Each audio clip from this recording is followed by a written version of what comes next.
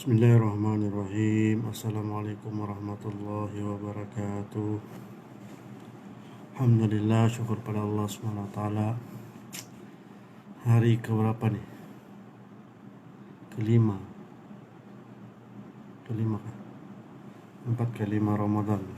Dan syukur pada Allah SWT, masih kita dipanjangkan usia untuk mentaati perintah Allah SWT.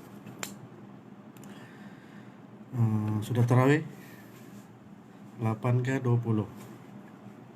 Alhamdulillah, syukur. Yang dapat buat 8 pun syukur, yang dapat buat 20 pun syukur. Sebab apa? Untuk membuat amal ini perlu hidayah daripada Allah SWT. Bukan sebab kita ada masa lapang ataupun kita punya tidak kerja mau buat jadi tarawih lah. Tidak begitu. Tapi untuk mentaati Allah ni, perintah Allah SWT, dan kita punya ustaz-ustaz bagi tahu perlu hidayat daripada Allah SWT. Dan dengan adanya hidayat, baru kita dapat mentaati perintah Allah. Kan? Jadi bukannya senang, bukannya sebab kita free, masa kita senang kita dapat mentaati perintah Allah. Tidak. Ada orang yang pegang tasbih belum tahu dia dapat sebut status subhanallah tanpa hidayat daripada Allah SWT. Orang pegang Quran belum tahu dia dapat membaca satu ayat daripada Quran tanpa hidayat daripada Allah SWT. Dan sebab itu untuk menjalankan perintah Allah ini perlu hidayat. Kan? Sebab itu ustaz-ustaz bagi tahu hari-hari kita mau minta hidayat ini daripada Allah. Kan paling kurang 17 kali dalam sembahyang kita. Ihdinas siratal mustaqim, tunjukkan jalan yang lurus. Kan hidayat daripada Allah SWT. InsyaAllah hari ini pagi petang kita dah sempat mau sambung perkongsian kita mengenai kitab Asy-Syama'il Al-Muhammadiyah, kepribadian Nabi SAW. Jadi hari ini kita masuk bab kedua sudah. 3 hari lepas kita sudah habis bab pertama, fizika Rasulullah. Yang kedua nih, dia punya bab ialah tanda kenabian Rasulullah SAW. Jadi kita teruskan. Saya baca saja apa yang ada dalam isi kandungan ini lah. Khatamun Nubuwah ialah tanda yang menunjukkan beliau merupakan seorang nabi. Tanda itu terletak pada belakang badan Rasulullah. Hadis 16. Sa'id bin Yazid berkata, "Makcikku mengajak aku bertemu dengan Rasulullah. Kemudian makcikku berkata, 'Wahai Rasulullah, sungguhnya anak saudaraku, yaitu As-Sa'ib bin Yazid sedang sakit.' Rasulullah SAW mengusap kepalaku lalu berdoa keberkatan untukku. Sudah itu beliau mengambil wuduk dan aku meminum air bekas wuduknya. Lalu berdiri di belakang badan beliau. Aku dapat melihat tanda kenabian di antara kedua-dua bahunya. Tanda itu seperti butang yang besar." Di sini ada dia punya keterangan. Imam Tirmizi berpendapat maksud ziru al-hajalah ialah telur burung puyuh. Besar begitu. Besar. Telur burung puyuh dia punya besar, tanda kenabian. Diriwayatkan oleh Bukhari, Muslim dan Tirmizi. Terangan hadis ini bertaraf sahih, dilaporkan oleh Qutaibah bin Sa'ad daripada Hatim bin Ismail.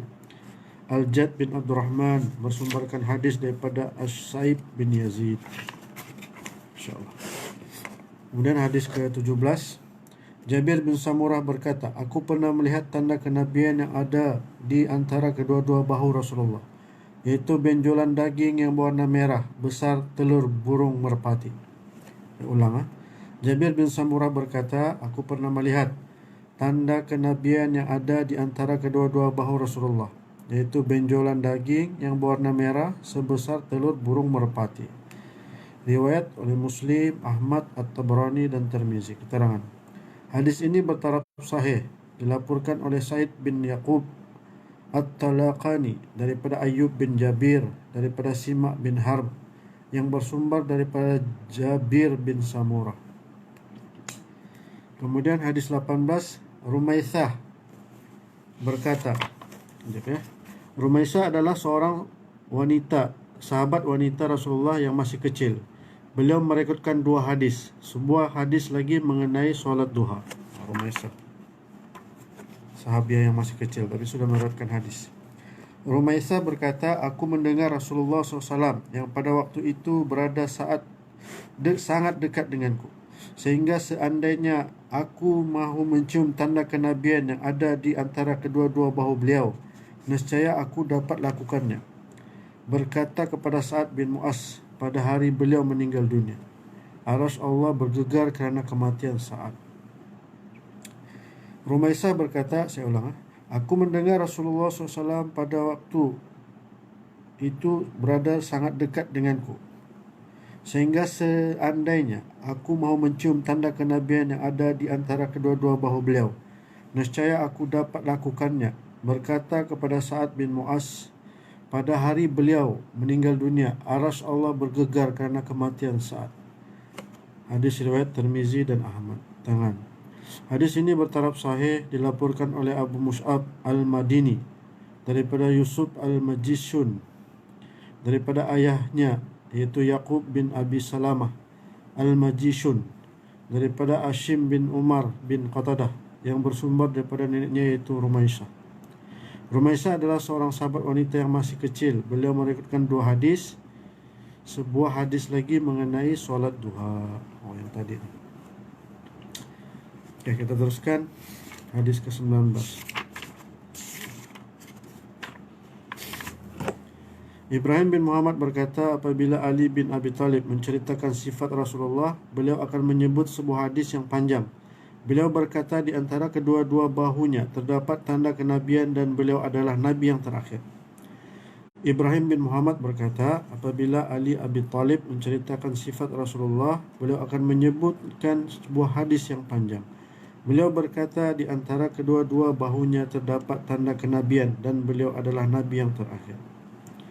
Dilaporkan oleh Ahmad bin Abdah Ad-Dabi dan Ali bin Hujr, dan lebih daripada seorang guru Imam Tirmizi yang menerima daripada Isa bin Yunus daripada Umar bin Abdullah yang bersumber daripada Ibrahim bin Muhammad.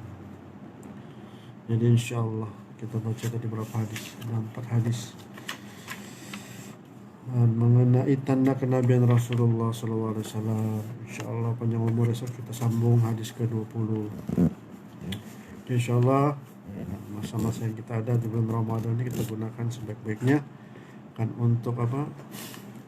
Untuk mengabdikan diri kepada Allah Subhanahu wa taala. Kan inilah masa kelapangan kita. Kan kalau kerja dan sebagainya kita punya masa sudah limit, ada terhad sudah masa kita. Kan tapi masa yang ada nih kita gunakan dan sebaik-baiknya lah, manfaat untuk diri kita, keluarga kita insyaallah.